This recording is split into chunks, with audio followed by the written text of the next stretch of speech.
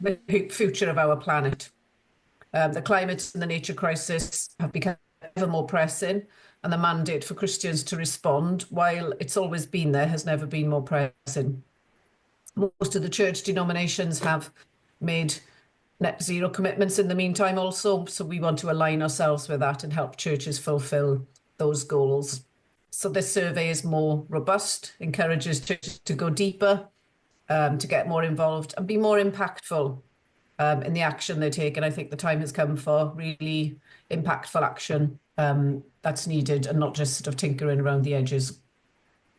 We're also keen that the survey is more agile. I'll be mentioning that there are pathways to choose now. You can choose pathways for both the buildings and energy category and the land and nature category. And these pathways reflect your setting and your context. So for buildings, depends on your size, your usage and your ownership. And then for land, there's two pathways, again, depending on whether you own land or not. Those are the 5 categories. I'm working on the presumption that a lot of you are reasonably familiar with the Eco Church survey. So let's just set it in context. I'm going to be focusing on land on this presentation today, but this is set in, it's a holistic survey, as you can see from those themes. We don't want people to just change a few light bulbs, plant some daffodil bulbs, and then think the job is done. So that's just setting it into context. In the face of accelerating climate change, we all know that we have a part to play. We can't leave it for anyone else to do. We need to be doing it ourselves. Here's just a fraction of some headlines from the last year, and more recently then I'm sure we were all horrified with the scenes that we saw from Valencia, not very far away from us at all, what happened in Spain over the last couple of weeks. But also in the face of nature and biodiversity emergency, we need more than ever to protect and to take action to care for nature today. So as I said, I've been specifically asked to look at land and space outside our churches and biodiversity. So that's what I'll be focusing on.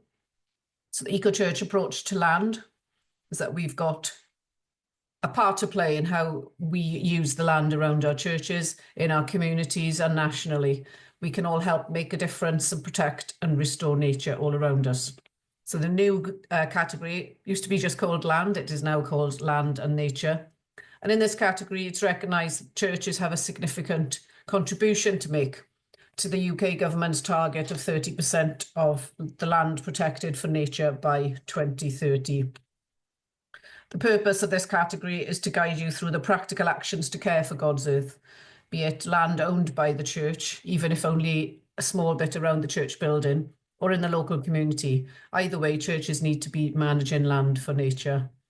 But I want to suggest that caring for the land reinforces the whole mission of the church, not only for protecting nature, but by serving the community, increasing access to nature for human well-being, action for land-based climate resilience, and pointing people towards our Creator God. Regardless of the pathway you choose through this category, there's common themes, and one of these is biodiversity. So biodiversity refers to the variety of all living things on earth and how they fit together in the web of life. God created an abundant earth, teeming with life, and creation itself responds to its creator. There are plenty of biblical references I could have listed here from Genesis, from Psalms, and from many other places, but I'm sure you're familiar with those. So biodiversity is essential to our survival. It provides food crops, soil microbes for good soil and for health and fertility of the soil, cleaning air and water, and countless other benefits, including a positive connection between nature and mental well-being. So as I've said, we're facing a nature and biodiversity emergency, but they're inextricably linked. Climate change is driving nature's decline, and the loss of wild spaces is leaving us ill-equipped to reduce carbon emissions and adapt to change. The rate at which species are going extinct or facing huge drops in their numbers right across the world is alarming. There's plenty of statistics out there if you want to go looking for them. It possibly won't make for good reading. I just want to draw your attention to some figures that came out probably about a month ago now, the big butterfly count from this year reveals its lowest numbers on record. So the wildlife charity, the Butterfly Conservation Trust, have declared a national butterfly emergency because the numbers on this count were showing a marked decline and a huge concern to them. So overall, participants spotted just 7 butterflies on average per 15-minute count, a reduction of almost 50% on last year's average. So it was the worst summer on record for about 7 different varieties of butterfly, and the majority of species showed decline in numbers. 81% of butterflies showed a decline in number compared with the previous year. So here in the UK, we share our space with about 88,000 different species of animals, plants and fungi. But areas of land are being built upon for houses or roads or other developments. Hedgerows have been cut down over the decades, changing in farming techniques. And all of these have meant that the habitats where animals, birds live, feed and breed have been altered or have gone altogether. Many people comment that a bird that was common, that they heard when they were young, they don't hear it any longer, and those birds are no longer around in their locality. Migratory species as well. There was a landmark report by the UN this February called The State of the World's Migratory Species. And that concluded that the species are in decline and global extinction risk is increasing. So some of the species listed under the Convention on the Conservation of Migratory Species are improving, but nearly half are showing population decline, and nearly all, 97%, of the fish listed on that Convention's list are threatened with extinction. So we're talking about turtle doves and green turtles, European eel and the African penguin. These migratory species are the great explorers of the animal kingdom, and they too play an essential part in protecting the Earth's habitats by transferring nutrients, pollinating and maintaining woodlands. The report's overwhelming conclusion is that the decline is driven by human activity in one way or another. So as I said at the beginning, Christians and churches really need to play their part in helping protect and restore biodiversity and nature. There'll be benefits for us all, for wildlife, animals and humans. So the question of how can we manage our church land in a better way? This is a key element of the Eco Church survey, and it helps inform our actions. So the first thing I would suggest is that you look at our website. We have got a huge number of PDF documents about all aspects of nature there. We've got things about ponds, growing fruit and vegetables, composting, nature discovery days, loads and loads of things there that you'll be able to, able to inspire you and give you some ideas. There'll be lots of things that you can do, but some of the basic things to suggest at this point: getting the attitude right towards land and nature. We need to be mindful of nature, helping it and enhance it, giving opportunities for it to thrive. Taking stock, so having a look what you've already got and making decisions about extra something, or keeping what you've got, but maybe providing more of it. If you're going to do some planting, what, where and how. Be really good to do species that are beneficial to bees and butterflies, and not, you know, just any old plant or any old flower that looks nice. If you can choose some that have got specific benefits, that would be good. Making homes for bees, bee boxes, bug hotels, hedgehog boxes, especially if you're in urban areas. A lot of these are very useful in urban areas, and maybe swift boxes as well. Feeding, again, if those are any feeding stations that you can do for birds and other animals, and giving people the opportunity to sit and enjoy nature, give the opportunity for people as well as nature. We want to see people accessing and enjoying nature. So we suggest the churches ask themselves, how can we encourage the space around the church to be a place where people can access and enjoy, nurture and protect God's beautiful earth? Maybe seating or contemplation areas, for example. It can be very hard to protect wildlife if you don't know much about it. So citizen science projects are a great way to learn more about the wonderful wildlife and at the same time protecting it. There's lots of organisations, expert organisations like the Wildlife Trust and the RSPB, for example, who can where you can find more information about citizen science. But Caring for God's Acre, sure that's an organisation that many of you have heard of. They state that recording species and sharing those is one of the first steps that you can take to be able to protect them. So hopefully a lot of you know about the Churches Count on Nature, an annual scheme where churches can participate and invite members of the community into their onto their land to record the plant and animal species they can encounter. Now that can be very scientific. Lots of churches happen to find that they have an expert in their community who will be delighted to come and help with that. Or maybe it's just a bit of fun and children drawing pictures of animals, birds, flowers that they've seen. So this takes place in June each year, and I'd encourage you to find out more information about that. Target 25 is just something I thought I'd mention. So this is a Rocha UK project to help declining species, taxonomic groups and threatened habitats. So our Partners in Action work on a lot of these, but churches can get involved too. So again, have a look at the part of our website that talks about that. I just quickly want to talk about a land management plan. That may come as a shock to some people, thinking, why on earth would we need a land management plan? At the moment, it is essential if you're going for a gold award. It isn't essential for bronze and silver, but you know, why not work on a simple one anyway? And some of the reasons why you could do that would be showing that you're consciously thinking and planning to work on your land. Chances are that you've already got a plan of some kind. It may be in someone's head or scribbled on a piece of paper somewhere, but this can help formalise it. Who does what and when and why. It can make you look and understand what's already there. As I said, it might encourage you to undertake surveys of species. Can be scientific or not, but it can help build a picture.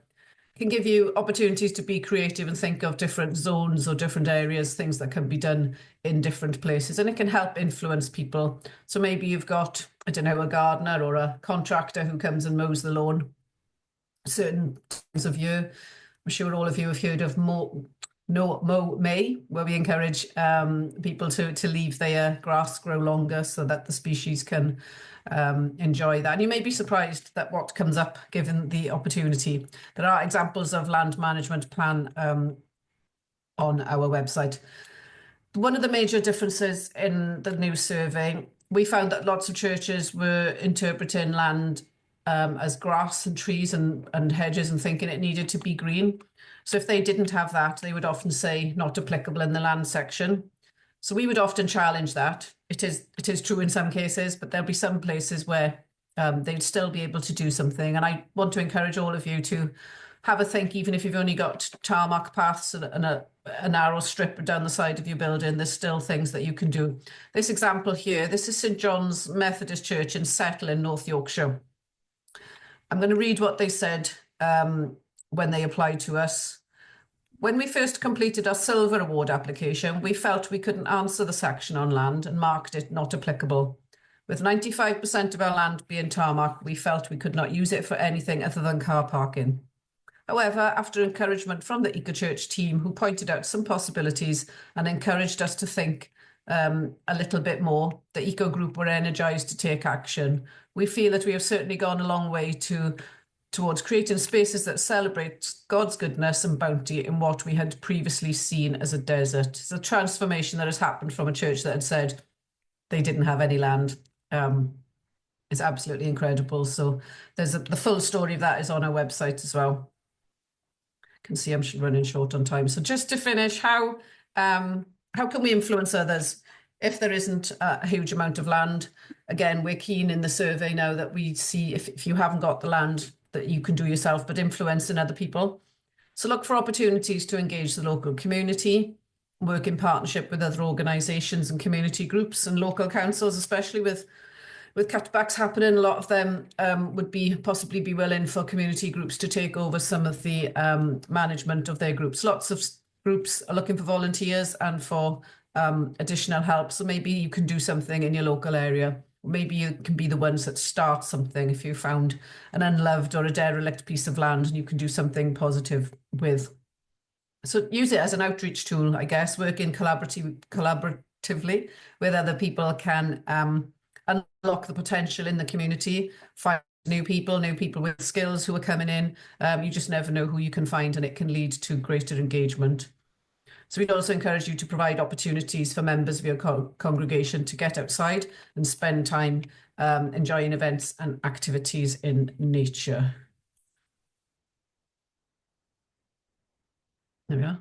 So just wanted to finish with that. So there's give you a brief overview of how things may have changed slightly in the survey, but also encouraging you to sort of think a bit more creatively about some of the opportunities that you have. And there's the Eco Church website. Thank you very much.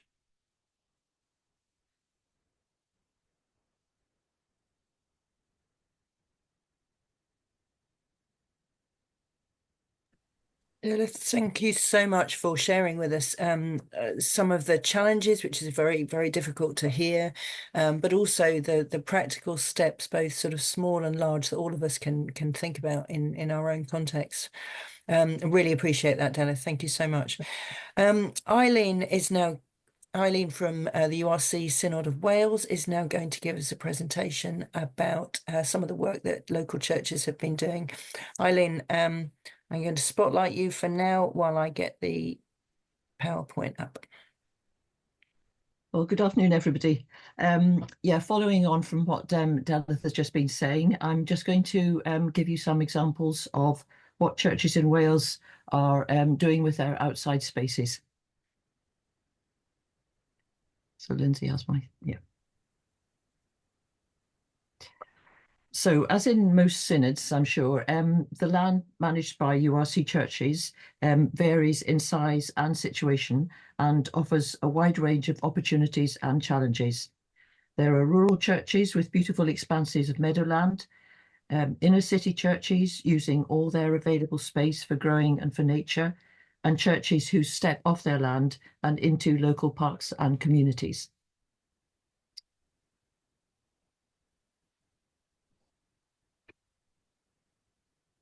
So do we have the next slide, Lindsay?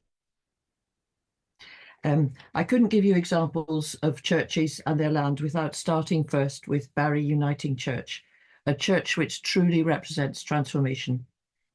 Barry is on the South Wales coast, and the Uniting Church grew from the joining together of a Methodist and a URC. A piece of land had been offered in Barry Docklands for the purposes of building a new church, and in 2013, the two denominations came together. Funding was short, so the community garden was begun on the north of the site, and then a temporary building was added the next year after the sale of both traditional church buildings. And the congregation actually achieved their Eco Church Bronze Award while they were worshipping in a porter cabin. When funding for the building was finally secured, an ecological survey found a healthy population of 156 slowworms. As a protected species, these had to be moved to the garden, and here in the first photo you can see the operation. Working and meeting outside enabled new friendships to form. Plans for a sustainable, open community facility began to take shape alongside the fellowship, the worship, and the development of the garden. Here we have the gardening team in front of the new building, which opened in the summer of 2021. It consists of a large flexible space which can be divided into 3 separate rooms, all looking out onto the garden. There's a quiet room for contemplation and prayer, which then opens into the bigger room for worship, a community-run cafe, and level access throughout with disabled toilet and parking. Vale People First is a charity which works with adults with additional learning needs and is a project partner, and the adults have embraced the garden and work hard there. Everyone is encouraged to take an interest in the environment around the building. They have developed an orchard, a wildflower meadow, a pond, and raised beds for vegetables. There are bird feeders on the trees and on the building, and as part of the RSPB's Big Garden Bird Watch, the church organises a Bird Watch coffee morning each year. The building, the garden, and the community continue to grow and flourish as one. Whereas Barry Uniting's garden surrounds and complements the life of their building, some churches work with their local councils on projects further from their places of worship. Castle Street Church in Abergavenny have a wild garden in the middle of the town. They were encouraged by their local council to enter into the It's Your Neighbourhood category of Wales Abergavenny in Bloom. The council have offered to help with shredding waste wood to make paths between the gravestones. Their fruit trees, as you can see, are laden with fruit this year. At the moment, their garden is not open to the public, but this is something that they're trying to address. Uniting Church Sketty do not have enough land to grow trees, but Swansea City Council run a scheme that plants trees for individuals and organisations. And here you can see the members of URC gathering to watch a liquid amber tree being planted in Singleton Park in Swansea. The photo is a little blurred because it's February 2021 and everyone is socially distanced.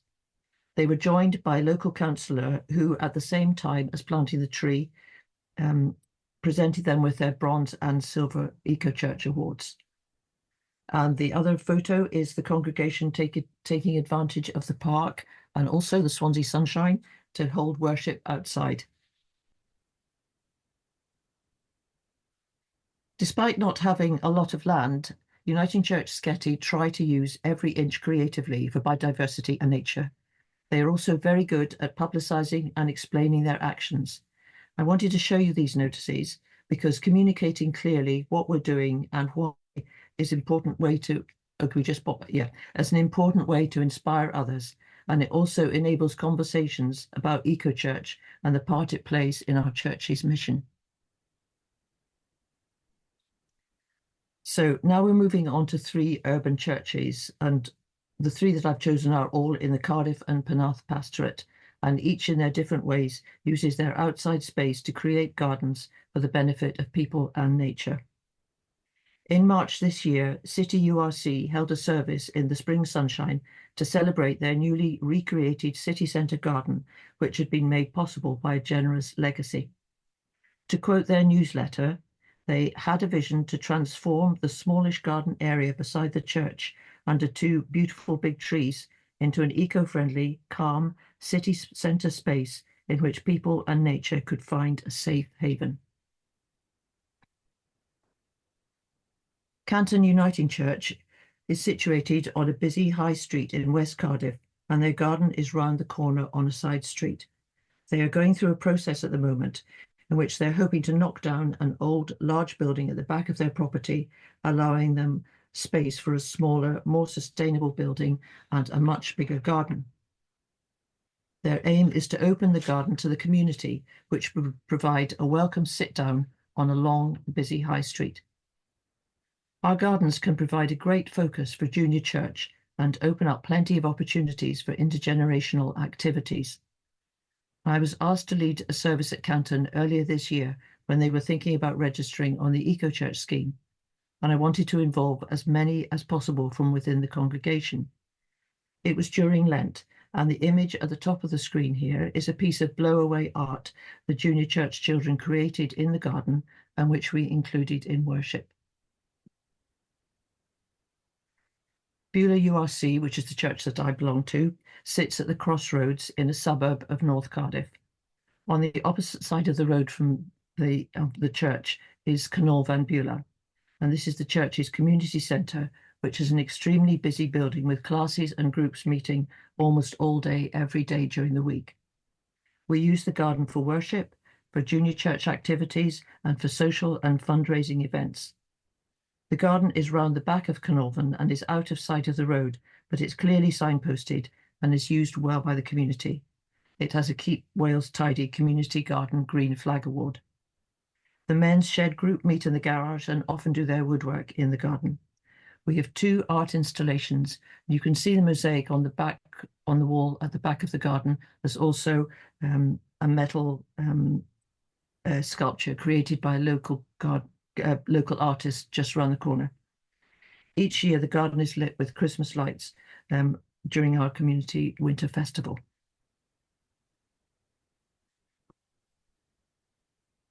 And these three pastorate churches came together alongside other denominations and organisations to take part in a sustainable flower festival, which we held in Beulah towards the end of 2021.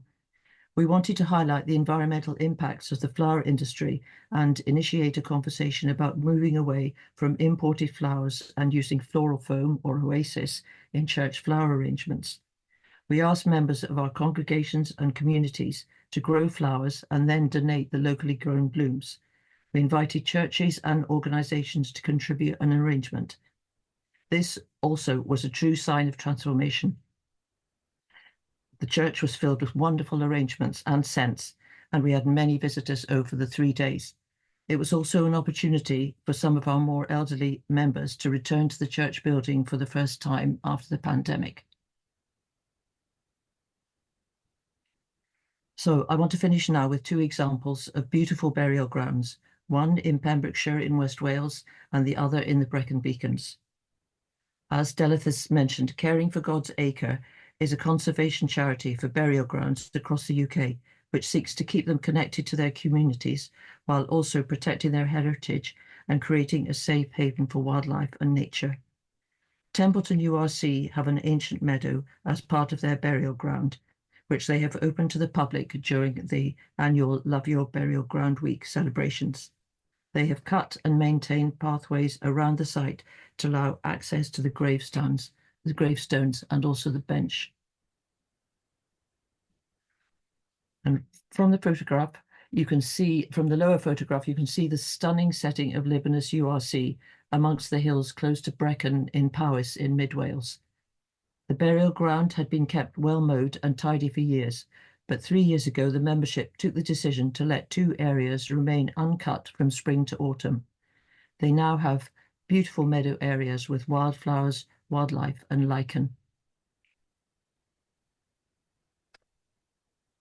And the Brecon Beacons National Park have designated the area a site of interest for nature and conservation, as they have 3 types of wild orchids, harebells and many other flowers and grasses. So I hope these examples have given you a taste of what we're doing in Wales as churches to seek to use the land for nature and community and our mission. Thank you. Thank you so much, Eileen. We're going to go into breakout rooms now, just for a short while. Eileen, do you have a question for the groups? I do have a question, and strangely, it's very similar to Lucy's original question, but I think we can think about it maybe more to do with our land use. So the question is, how could your church's outside spaces reflect what's happening inside? Thank you, Eileen. Please click on the button when it appears on your screen.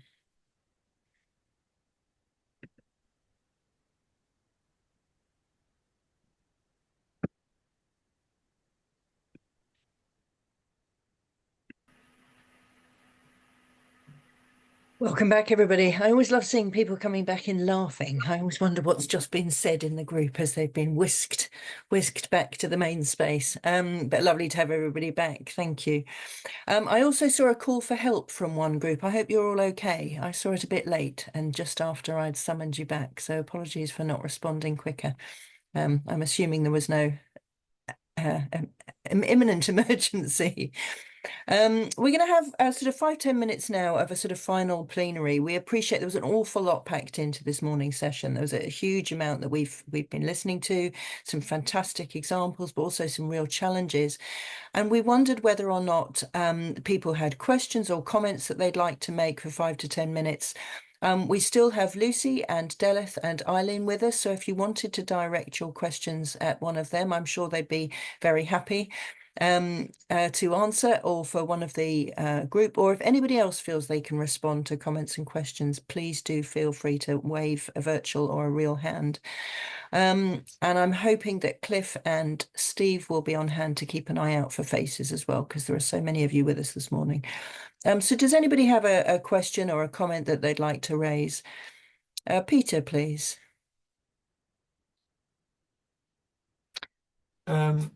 We've just had a quinquennial inspection of our building, which has raised quite a lot of issues. So there's big money and I'm wondering,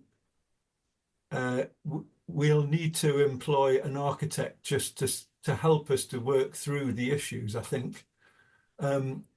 Which comes first, the vision or the architect?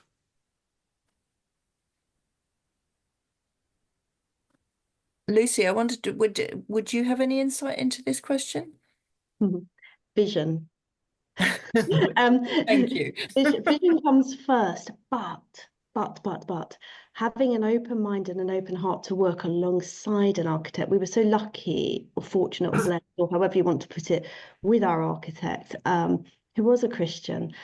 And we were able to share our vision with him. He was able to pick it up, and then he was able to kind of feed additional ideas and thoughts into it. So he kind of built on and worked with us in our vision. But I think the vision comes from the heart of the church first, and you know what it is we're all about, what our mission is.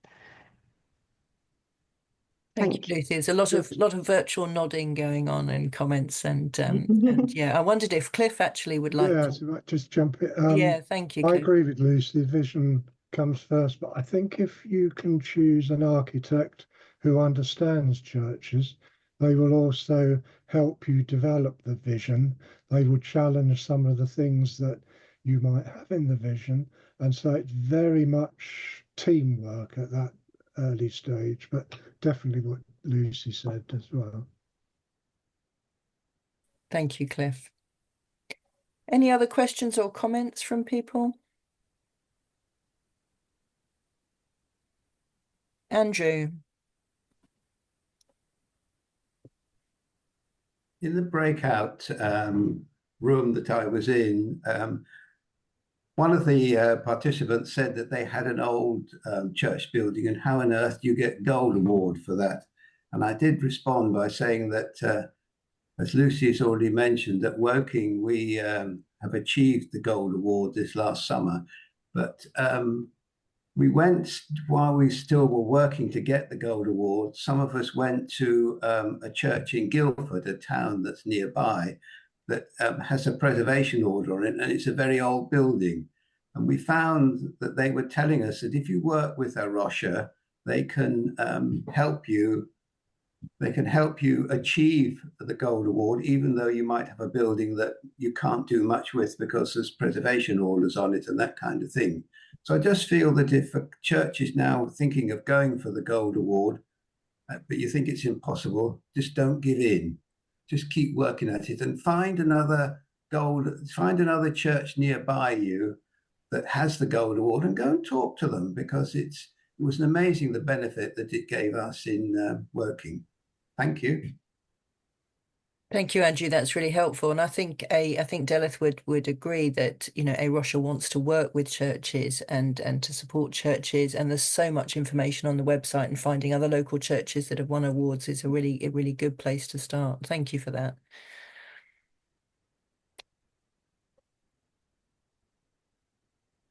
Anybody else have a comment from this morning? Anything they would like to say or ask?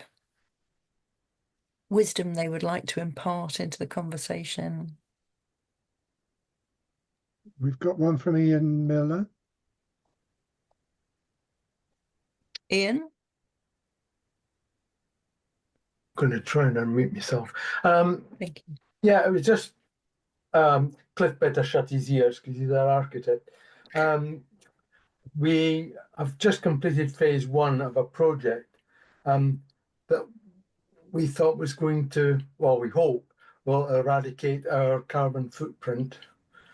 But we're finding that we're a bit ahead of time, because although there are plenty of grant givers around, the minute you start talking about, for example, changing your heating system at a cost of 350,000 with VAT and everything else, they just switch off. And the other thing too is that we really need to think about, at the end of the project, we really need to think about what we're going to do with our garden, because we want to apply for, you know, we've got the bronze award, but we want to go up to silver and gold. So it can take quite a long time, but the fantastic thing is the feedback we've got from our users on the first phase has been absolutely brilliant. So we've achieved the aim that we wanted there. It's just this completely eradicating the carbon footprint that's causing the problem. Thank you, Ian. That's really interesting to hear, and interesting as well the order that you've put things in. So the buildings coming first, and then sorting out the heating, and then the garden or the land use, and when you finished. And I think that's probably, yeah, it's a good order in which to do things and see what you've got left. You've got a question from Mark that's got his hand up. Mark, would you like to unmute yourself? Apologies. Yeah, sorry, it's more of a comment. I mean, some very inspiring examples, and we've done quite a bit in our church. It's a vast, sprawling, listed building. We have all 48 solar panels on it, but a lot of LED lighting as much as possible. But we're stuck with a totally inappropriate Victorian building for the size of congregation, and I think that a lot of churches that are not necessarily thriving should be, but we're not in terms of numbers. We're actually going to have a vision day, and it's not going to be a vision day because that puts people off. It's going to be, where will we be in 5 years' time? And we really want a good 5 years, whatever happens. And at the same time, we have a lot of community groups using our buildings in an area where, and I think it's probably general, where community spaces are shutting down. We can have 150 of asylum seekers on Friday mornings. We have a family groups meeting. Would you mind saying which area that is, Mark, please? It's Southampton. Yeah, thank you. Yep. Yeah, sorry, Yep. St Andrew's Church. But the whole thing is about where we're going as a whole church, as a community, and we so it's so connected, everything, the building that we're sort of lumbered with. There's no way we're going to make it an efficient building. There's absolutely no way without knocking it down. So, and it's a landmark in Southampton. So anyway, I'm just saying those are the sorts of things that I think many churches are facing. Wonderful, inspiring examples. We've got Eco Church, we've got a Green Living group, you know, all of which are fairly small. But anyway, those are the background problems. Group has really energized the church, by the way. So yeah. Mark, I was just going to ask, you said you're doing this vision. Is that just for the church members, or is it involving some of these wider groups as well? Because I'm thinking, that's an opportunity for all these hundreds of other people to have a bit of a say, and then can start building more connections there, which could lead to tangible help and action and more collective response, really. It's a good point. And actually, we actually have a church community worker who's fortunately not very well. But that connects us with the community, and she'll bring in some of that. But in fact, should we have the people there on the day? That's another thing. I think it depends on really how we're going to tackle it. We've only just started thinking about it. Mark, can I?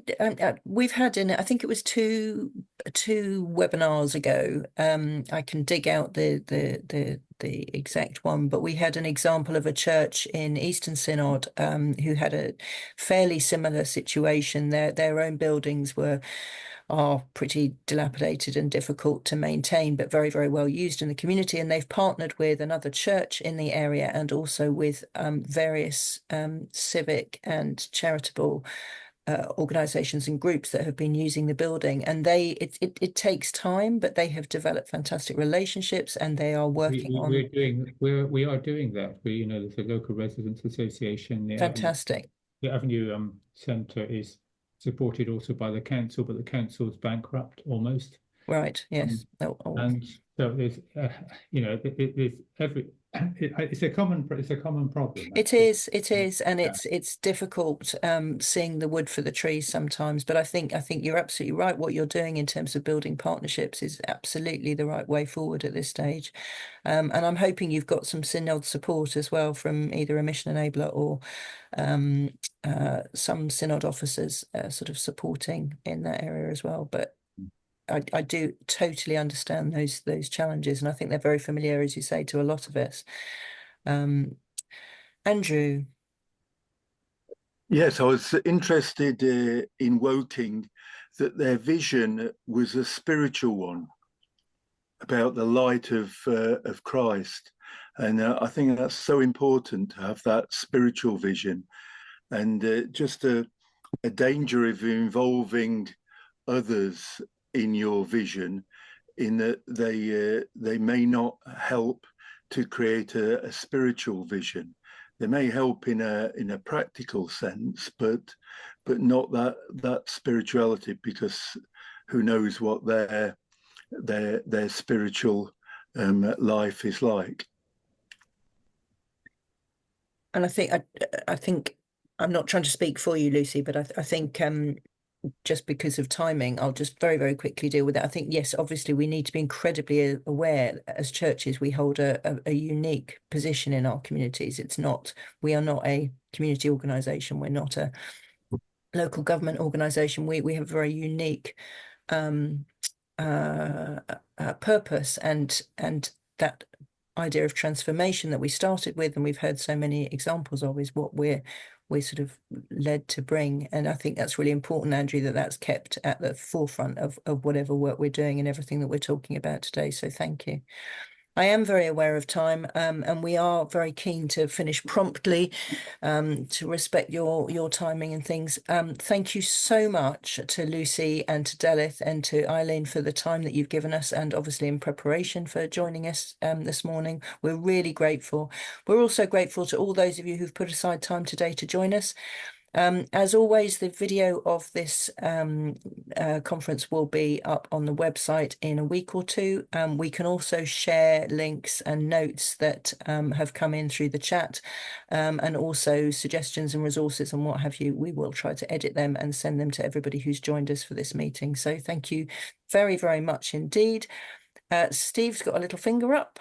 And just to encourage any of you here, if you have your stories to share, if you have particular topics or issues you'd like us to look at, I presume, if I'm not talking out of turn with the planning group, we'll do another couple of these next year. So we're always hoping that it's relevant and appropriate to your context. So please do let us know about that. Thank you, Steve. That's a helpful reminder. Any suggestions for future meetings? Shall we close with a short word of prayer? Almighty God, we trust that you've been in each of our conversations this morning, that you've been in the words of those that we've heard, and that you will continue to fill us with your Spirit as we go out, and hopefully renewed and refreshed and invigorated to transform the churches and the communities that we're part of. In the holy name of Jesus. Amen. Amen. Thank you. Thank you very much. Thank you.